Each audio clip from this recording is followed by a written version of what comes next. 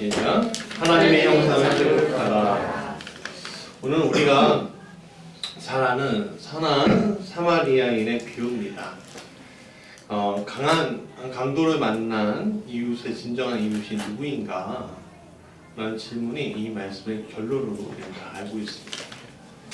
그런데 우리가 이 비유는 알지만 이 비유가 어떤 질문에서 왔는가?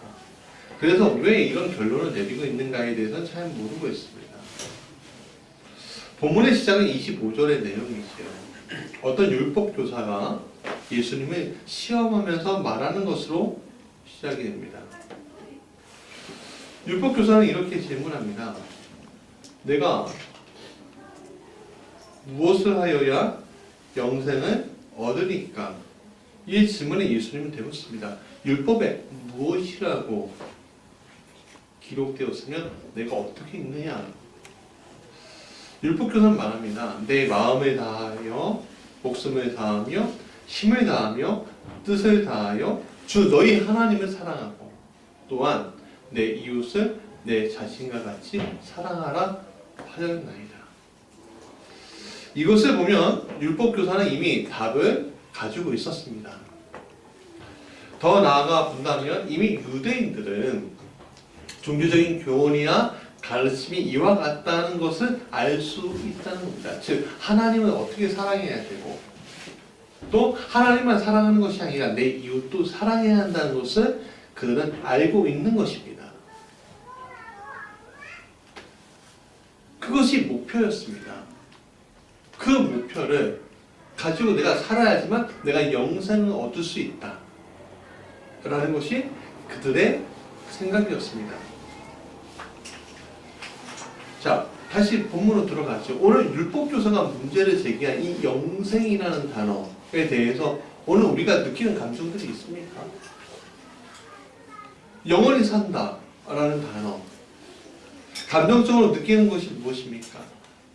여러분 건강하고 젊을 때 또 무엇인가 도전하고 진실성이 있을 때 이 영생의 의미는요 제대로 와 있지 않습니다. 그러나 우리가 병들고 늙었을 때 전쟁과 천재지변이 내 앞에 닥쳐오거나 가까운 이가 죽을 운명에 처했을 때 그 의미는 달라지게 됩니다. 오늘 율법교사가 외치는 이 영생의 의미는 아마 후자일 것입니다. 그가 살았던 시대는 어둡고 내일이 불투명했습니다. 곳곳에 십자가형을 받은 사형수들의 시체가 또 강도 만난 사람들의 존재가 또 전쟁의 기운들이 있었습니다. 그런 시대에 그들은 서 있었던 겁니다. 그 시대의 영생은 더 이상 영원히 산다? 그 의미를 뛰어넘는 그 무엇인가 있습니다. 여러분 시리아 지역이 지금 내전으로 많이 피폐해져 있습니다. 그 시리아 지역에 있는 사람들은 오늘이 있겠습니까? 내일이 있겠습니까? 지금 이 순간 살기에도 버겁지 않겠습니까? 그럼 그들에게 영생의 의미는 무엇입니까? 영원히 사는 거? 고통당하면서 영원히 사는 거? 아니겠죠. 더 이상 고통당하거나 불안해하지 않고 싶어하는 인간의 삶이 거기에 투영되지 않겠습니까? 그런데 이런 질문이 이제 현대화되고 과학화된 현대에서 또 같은 질문을 하게 되는 것을 우리가 보게 됩니다. 그래서 영생은 영원히 산다는 것 이상으로 내가 안전하게 이 땅에서 사는 것을 의미하고 있는지도 모릅니다. 안전하게 사는. 그러나 인생은 불가항력적이죠. 왜? 내 삶을 내 스스로 할 수 없기 때문에. 오늘 내가 좋아도 내일 내가 어려울 수 있습니다. 오늘 내가 흘리는 눈물이 내일의 기쁨이 될 수 있습니다.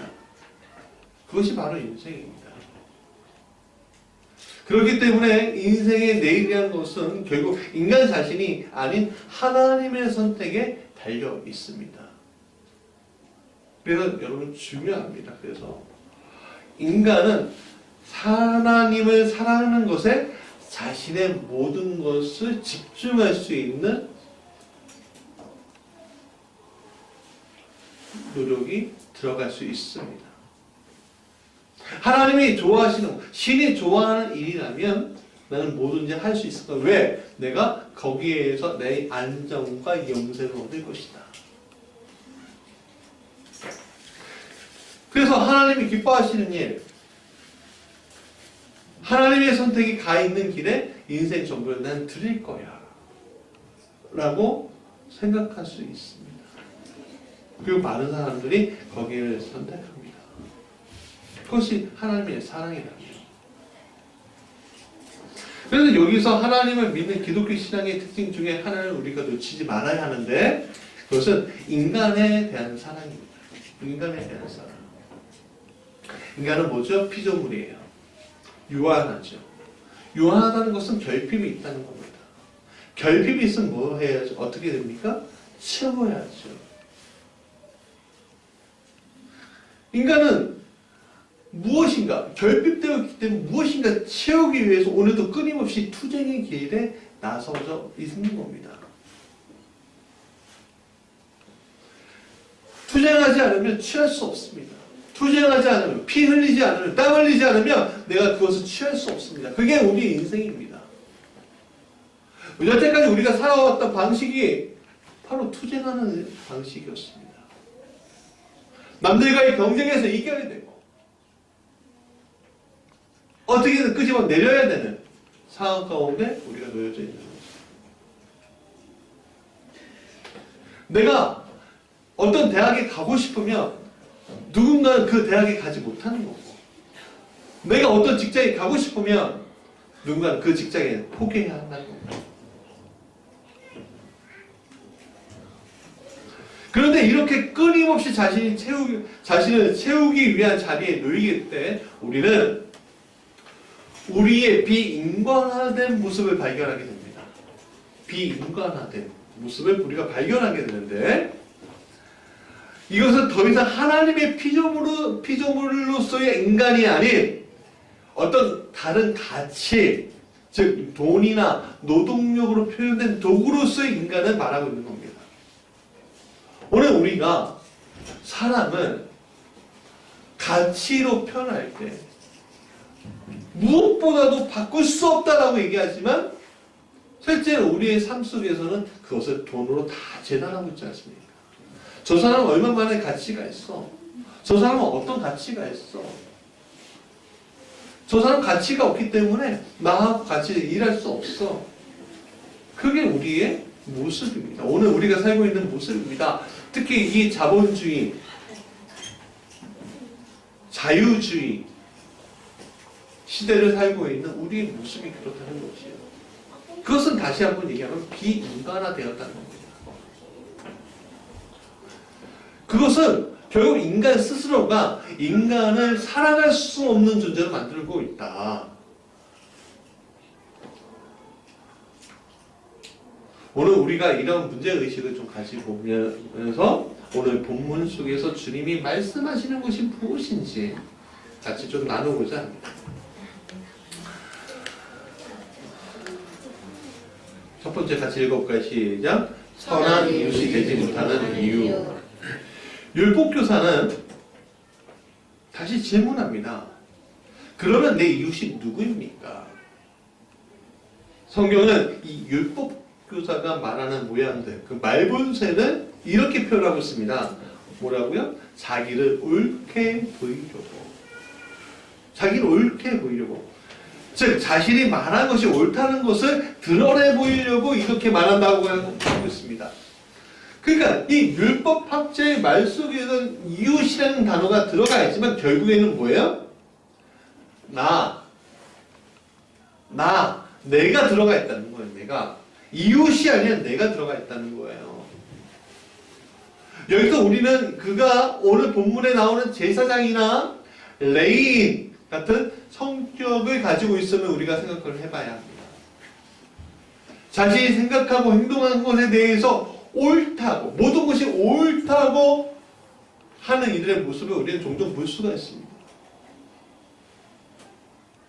여러분, 자신이 생각하는 것이 옳다고 이야기하는 사람들, 인간 세계에서, 우리 세계에서 옳다고 이야기하는 최고봉이 누군지 아십니까? 바로 판사입니다. 판사는요, 사람의 인생을 좌우할 수 있습니다. 그 사람을 무죄로 석방시킬 수 있는가 하면 그 사람을 감옥으로 가게 할 수도 있고, 그 사람을 살릴 수 있는가 하면 그 사람을 죽일 수도 있고, 그 사람의 재산을 지킬 수 있는가 하면 그 사람의 재산을 빼앗을 수도 있는 게 판사입니다.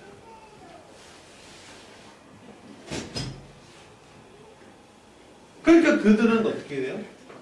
자기가 오늘 우리 세계를 보니까 자신이 옳지 않다, 오류를 저질렀다 하는 것을 오류를 저지르고 있다는 것을 어떻게 해요? 놓치면서 우리가 무조건 옳아. 그렇게 이야기하고 말하는 것을 우리가 오늘 경험하고 있지 않습니까? 제사장, 레위인, 율법학자들의 특징이 뭐죠? 성경을 알고 있어요. 성경적 규범을 가르쳐요. 또 그것을 행하는 사람들이에요. 모범이 되는 사람들이에요. 그런데 그들은 죽어가는 이웃에게 관심이 없는 것을 보게 됩니다. 왜 그럴까요? 왜 죽어가는 이웃에게? 그들은 왜 관심이 없을까요? 그들은 굉장히 위선적인 사람들이기 때문에 그럴까요? 위선적인. 여러분, 사실 그들이 그렇게 한 것은 그들이 배운 대로 그렇게 한 겁니다. 그들은 왜 쓰러진 사람을 외면하고 다른 길로 피해 가버린 이유에 대해서는 성경은 제대로 가르쳐주고 예수는 제대로 말씀하시지는 않았어요. 그냥 유추해 볼 수 있습니다. 왜냐하면 이 말 속에서 있습니다. 뭐하다? 읽어볼까? 시작. 피하여 지나가다. 피하여 지나갔다라는 뜻이 말이에요. 여러분, 거의 죽게 된 사람을 도와주다가 만약 그가 죽어버리게 된다면 굉장히 큰 낭패를 볼 수밖에 없습니다. 그들은. 제사장은 백성들 가운데 특별히 성별된 사람이었습니다. 그래서 레위기 21장 11절 같이 읽어볼까요? 시작. 여호와께서 모세에게 이르시되 아론의 자손 제사장들에게 말하여 이르라. 그의 백성 중에서 죽은 자를 만짐으로 말미암아 스스로를 더럽히지 말려니와 이 문제가 거기에 있는 거예요. 실체를 만질 수 없는 겁니다. 실체를 내가 급하게 제사를 드려야 하는 그 자리에 가야 하는데 예배를 도와줘야 하는 그 자리에 가야 하는데 이 사람이 죽어버리면 실체를 만졌기 때문에 그 자리에 그 역할을 나는 못하게 된다는 거예요. 그건 레위인도 마찬가지였습니다. 그들은 제사장을 도와 제사를 해야 하는 임무가 있기 때문에 시체를 만졌을 때 오는 그 뒷감당을 제대로 못할 가능성이 너무나 많았던 거지요. 즉 그들이 국률이 없었던 것이 아니라 그들이 가지고 있는 상황들이 그 강도 만난 이웃을 도와주지 못하게 만들었다는 거예요. 그래서 오늘 우리의 상황도 마찬가지라는 거예요. 우리도 남들에게 좋은 이웃이 되고자 하는 마음들이 있죠. 남들을 꼭 도와줘야 한다는 국률도 우리 안에 있어요. 없지 않아요. 누구나 다 있어요. 그러나 내 삶과 내 상황이 있기 때문에 애써 그것을 외면해버릴 수밖에 없는 것이 바로 우리의 모습이라는 겁니다. 예를 들어 제가 애가 몇 명이죠? 4명이죠. 4명인데 지나가다가 불타는 자동차가 있어요. 거기 사람이 있을 것 같아요. 언젠가 터져버릴 것 같아요. 그럼 제가 제 마음의 아래에 있는 국류는 당장 가서 거기에서 사람을 끄집어내고 싶어하는 마음이 있는가 하면 또 한편으로는 내 뒤에 있는 그 상황들, 내 자녀들 생각나겠습니까? 안 나겠습니까? 내가 지금 취하고 있는 것들 생각나겠습니까? 안 나겠습니까? 난단 말이에요. 그게 오늘 우리의 형편이라는 거죠. 그래서 애써 그 상황들에 대해서 외면해버릴 수밖에 없는 것이 우리의 모습이라는 겁니다. 여기에 우리가 선한 이웃이 되지 못하는 이유가 있는 겁니다. 오늘 우리는 우리의 삶의 정황상에 남을 도와주고 살기에는 너무 바쁘게 지나가고 있는 내 현실을 바라볼 수 있습니다. 주변을 둘러보기에는 내 삶이 너무 빡빡합니다. 그렇기 때문에 내 문제 외에는 다른 문제에 들어가기가 너무 어려운 것입니다. 저 문제에 휩싸이면 내가 그 다음에 어떻게 될 것인가? 내가 선의로 선한 목적으로 이 일을 했는데 저 사람은 어떻게 대할 것인가?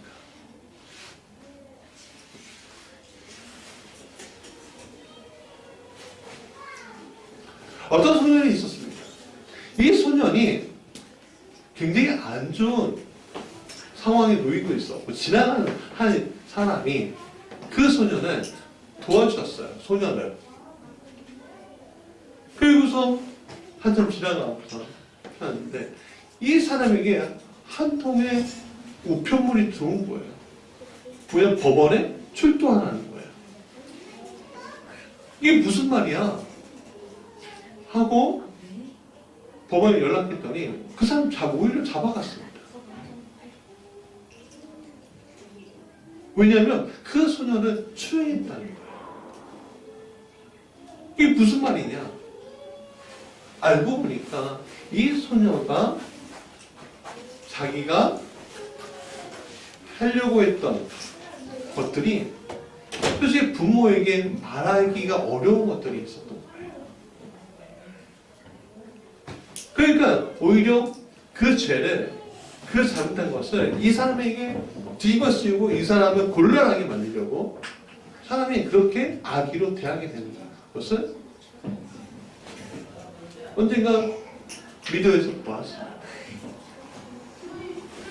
그러니까 오늘 우리의 상황들이 그렇게 흘러갈 수 있다는 거예요. 그러니까 그 불안함으로, 그 불안하기 때문에 오늘 우리가 다른 사람들의 그 삶 속에 우리가 들어가기에는 너무 어렵다는 겁니다.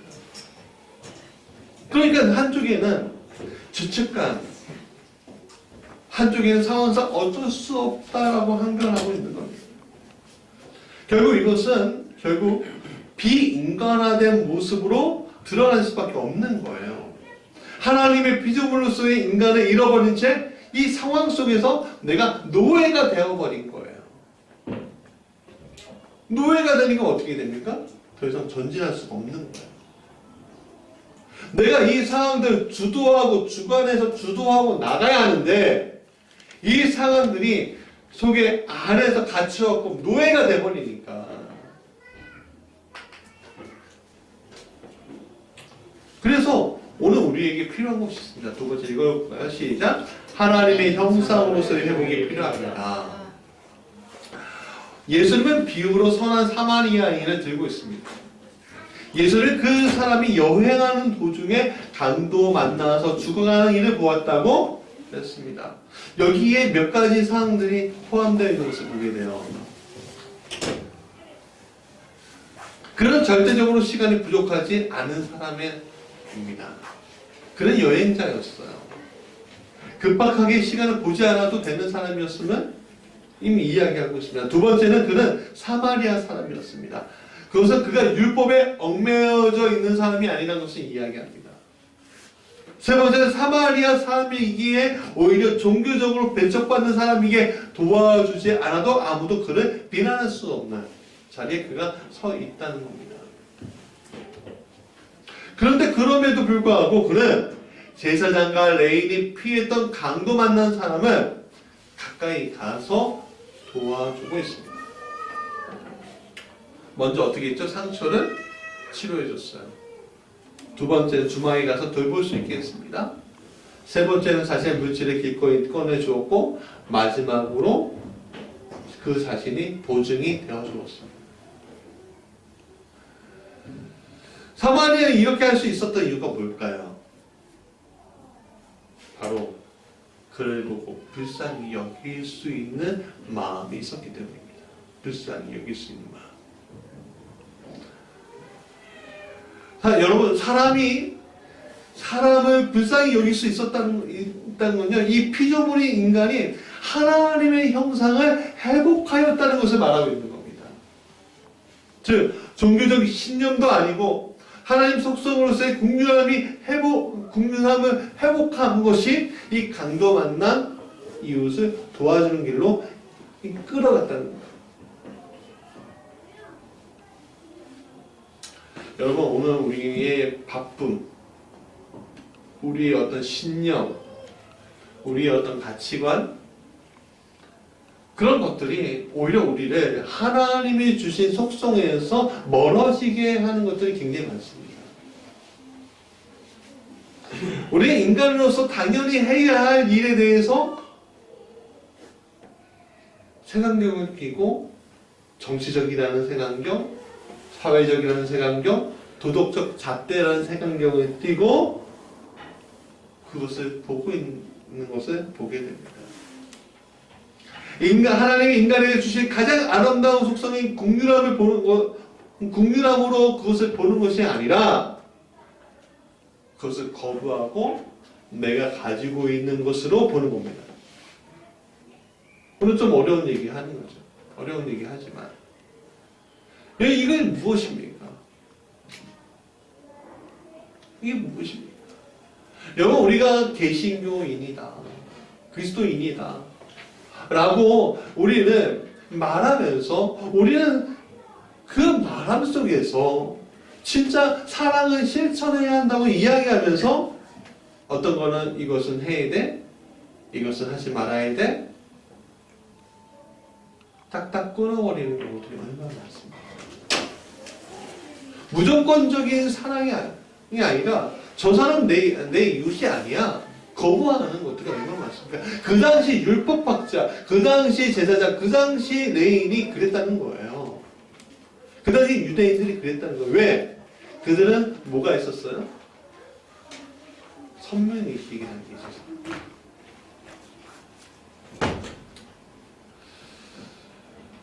오늘 우리 수많은 문제들 속에서 우리가 먼저 꺼내야 될 것이 바로 인간화예요. 인간화.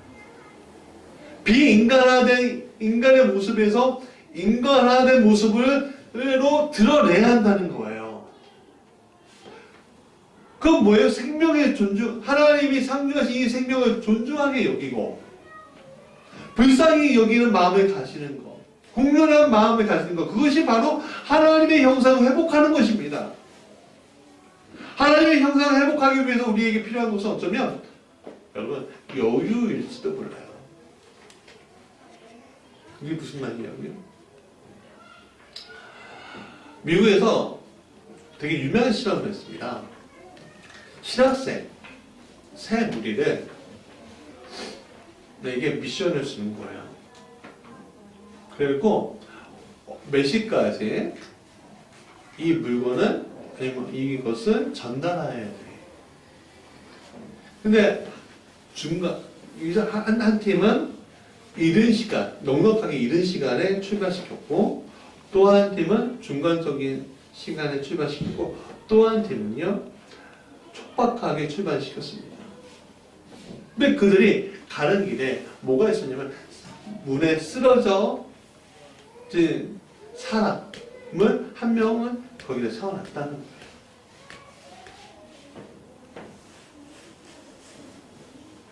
여러분, 이 신학생들이면 이 선한 사마리아인의 비유를 분명히 알고 있었을 겁니다. 그러면 그들이 어떻게 했을까요? 지나갔을까요? 많은 경우에 시간이 넉넉하게 있는 사람들은 그를 도와줬다는 겁니다. 근데 시간이 촉박하게 남은 사람은 그 사람을 뛰어넘을 수밖에 없었다는 거예요. 이게 무슨 말입니까? 여러분, 여유가 없으니까 돌아보지 못하게 되는 겁니다. 우리는 늘 바쁘게 사는 것이 우리의 일상이 되어버렸습니다. 바쁨이 생산적이어야 하는데 생산적이 않은 일들도 많이 하고 있기 때문에 우리는 굉장히 바쁩니다. 친구도 만나야 되죠. 뉴스도 봐야 하죠. 댓글도 달아 놓아야 하죠. 알뜰하게 살기 위해서 인터넷 서핑도 해야 되죠. 손에서 스마트폰을 놓지 않고 계속 무엇인가 해야만 하는 인생으로 우리가 바뀌어 있는지 모르겠습니다. 뭔가 내가 바빠야지만 내 인생을 살고 있는 것처럼 느껴지고 있는지 모릅니다. 그런 그러니까 우리가 돌아보지 못하는 거예요. 지금 상황에 돌아보지 못하는 거예요. 국률함도 사라지게 되는 거예요. 생각하지 못하고 늘 다른 사람들이 불러주는 것이 진실이냐 받아들이게 되니까 오늘 우리가 어떻게 돼요? 결국에는 우리가 비인간화 되어버리는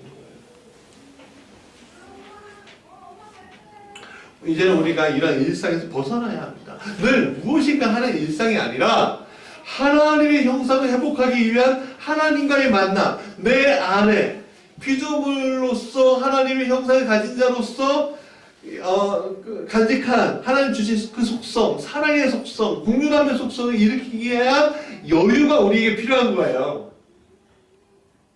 늘 무엇을 해야 하는 것이 아니라 여유요. 내 안에서 말씀하시는 그 하나님이 그 하나님께 순종하기 위한 그 여유요. 여러분들이 바쁘게 생각했던 것들 10개 중에 9개는 분명히 내려놔도 되는 문제일 수도 있습니다. 그러나 사람은요, 10개, 그 10개를 다 취하는 것도 모자라서 12개, 15개를 하기 위해서 끊임없이 자기를 돌리면 그러니까 여유가 없고, 여유가 없으니까 어떻게 돼요? 사람을 대상화시키고 사람을 비인간화 만들고 하는 겁니다.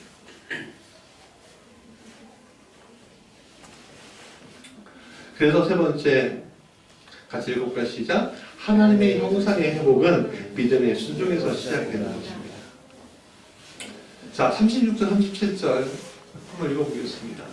내 생각에는 이 세 사람 중에 누가 강건한 자의 이웃이 되겠느냐? 이르되 자비를 베푼 자입니다. 예수께 이르시되 가서 너도 이와 같이 하라 하십니다. 예수는 율법교사에게 자비를 베푸는 자가 될 것을, 강건만한 자의 이웃이 될 것을 요구하셨습니다. 이것은 종교적 권위 속에서 세상을 보는 것이 아니라 하나님의 형상을 회복한 이로서 세상을 바라봐라 라는 거예요. 이게 무슨 말이냐면, 쉽게 얘기하면 제가 목사잖아요. 목사로서 세상을 바라보는 것과 하나님의 속성을 회복한 사람으로서 세상을 바라보는 것과는 차이가 있다는 거예요.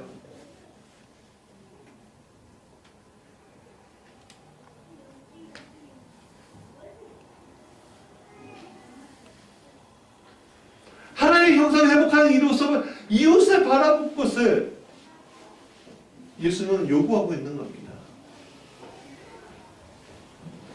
이렇게 형상을 살리는 것은 어떤 종교든 어떤 종교적 형질을 가지고 있다. 이것이 만약에 사입이든 이단이든 아니면 이슬람이든 불교든 힌두교든 다 가지고 있는, 정상적이라면 다 가지고 있는 그 속성인 국률함을 끄집어내는 것들, 그것이 하나님 형상을 회복하는 것이죠. 이것은 율법교사가 가지고 있었던 자의식, 즉 나는 유대인이야, 하나님의 선민이야, 율법의 사람이야, 그래서 나는 선한 이웃이야, 이미 나는 선한 이웃이고 생명의 조건을 다 갖추고 있는 자야, 나는 영생의 조건을 다 갖추고 있는 자야. 그것을 깨트려야 한다는 거예요. 여러분들이 무슨 위치이기에, 여러분들 무슨 자리이기에 그것을 바라볼 수 있는 눈이 있는 것이 아니라 하나님의 형상을 회복함으로 그것을 바라봐야 한다는 거예요.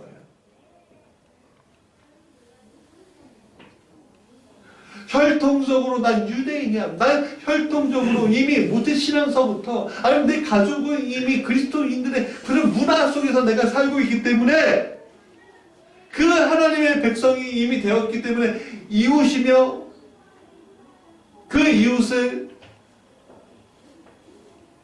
돌볼 수 있고 그런 것이 아니라,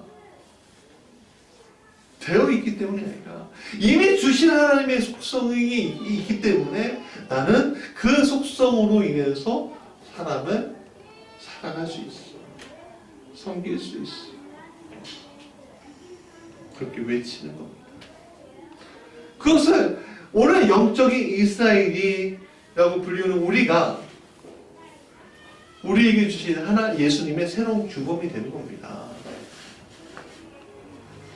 예수님의 어머니와 형제들이 예수님을 찾았던 장면에서 예수님은 이렇게 분명히 형제와 자녀의 정의를 내립니다. 같이 읽어보겠습니다. 시작. 누가 내 어머니며 형제이냐 하나님의 뜻대로 행하는 자라야 나의 어머니이며 형제다. 우리는 입으로 어쩌면 사랑합니다. 가난한 성도들 아니면 바깥에 있는 사람들이 교회를 보고 막 비판하는 게 뭐냐면 저들은 맨날 사랑하면서 지네끼리 싸우고 있어. 여러분 우리가 왜 싸웁니까? 우리가 왜 다퉈야 합니까? 우리가 왜 서로 저기 하면서 눈물 흘려야 합니까? 그게 가정에서도 교회에서도 왜 그래야 합니까? 그것은 오늘 내가 내 삶에 대해서 주관하고 있지 아니하고 상황이라는 이 현상 안에서 내가 노예가 되어 있기 때문에 그렇습니다.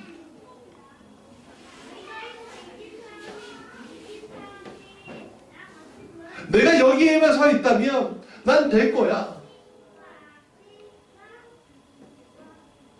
요즘에 학부모들이 잘 보는 드라마가 있다면 스카이캐슬.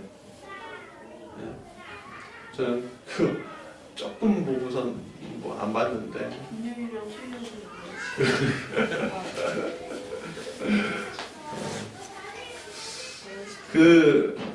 드라마를 보는데 저는 보지 않았지만 내용은 뻔할 겁니다. 뭐냐면 그 스카이캐슬 안에 들어가야지만 내 자녀가 잘 될 수 있어.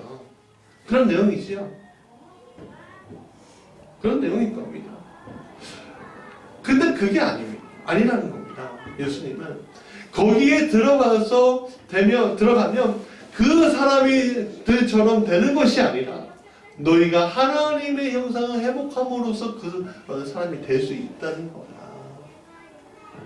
그게 바로 마태복음 5장에 나오는 소금의 비유인 겁니다. 너가 소금으로 이 세상 가운데 녹아질 때, 즉 하나님의 형상이 회복되었을 때 너희는 비로소 어떻게 해요? 빛날 수 있는 거야. 등장 위에 올려놓을 수밖에 없는 존재가 되는 거야 라고 예수님은 비유로 말씀하고 있는 겁니다. 여러분 사마리아인의 비유는요 우리가 생각하기에는 사마리아인의 선행을 강조하고 있구나 라고 생각합니다. 근데 사실은 그런 도덕적인 메시지를 강조하고 있는 것이 아니에요. 사랑의 계명을 지키는 자가 하나님의 자녀야 라는 메시지가 들어가 있는 거예요. 선행을 통해서 그 사람을 도와주라는 얘기가 아니라 하나님의 본성을 회복함으로써 그 사람을 도와주라는 거예요.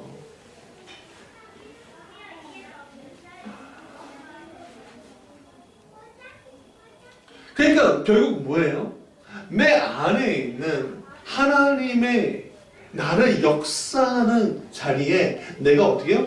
믿음의 순종을 할 때 그 일이 일어난다. 다시 한번 무슨 말이냐?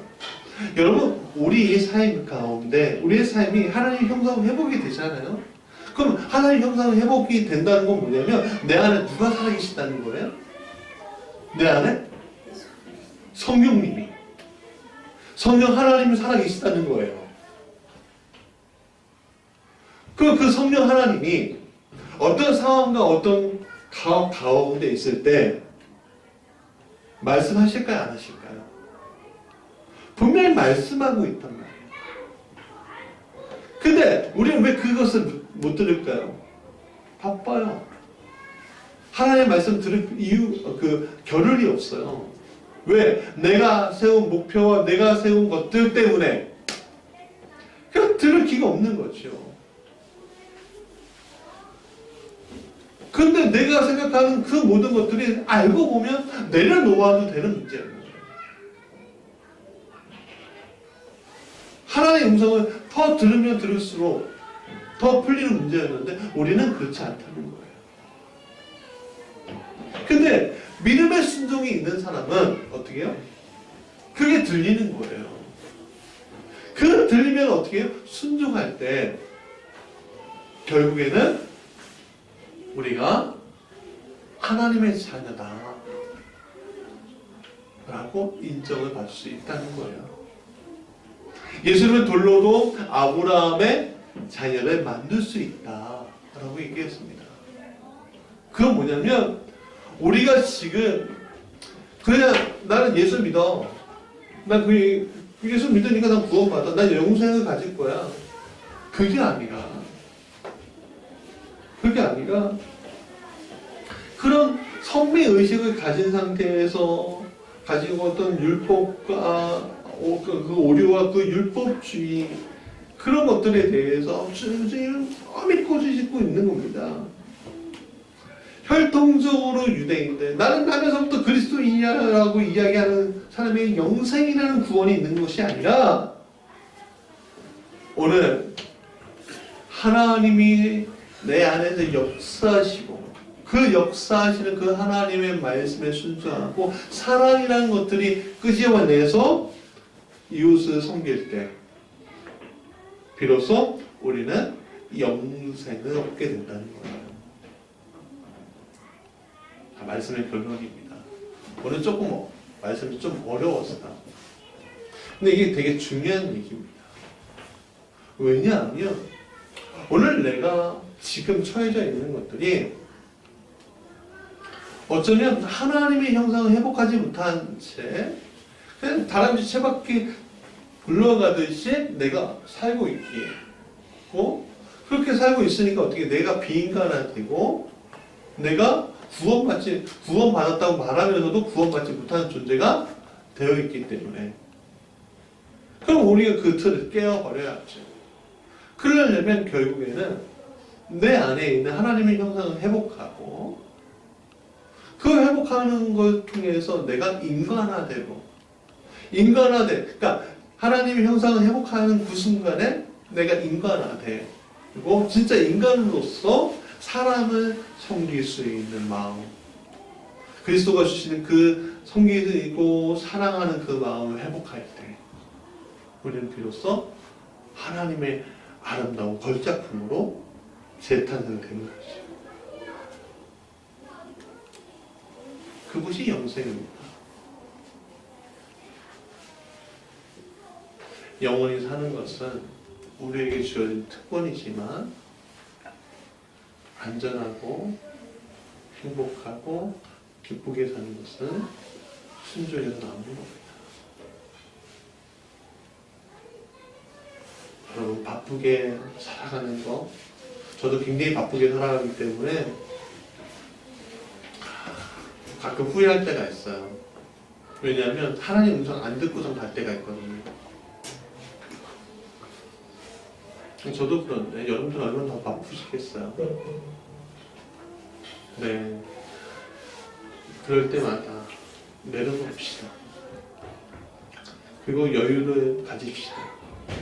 하나님께 내 자리를, 내 공간을 내어줍시다. 그러면 내가 비인간화돼서 노예로 살아갔던 것들이 이제는 인간화돼서 하나님의 걸작품으로서 세상을 주관하는 자로서 다스리는 자로서 주신 그 사명에 올바로 응답할 수 있게 된 것입니다. 그렇게 되기를 기원합니다.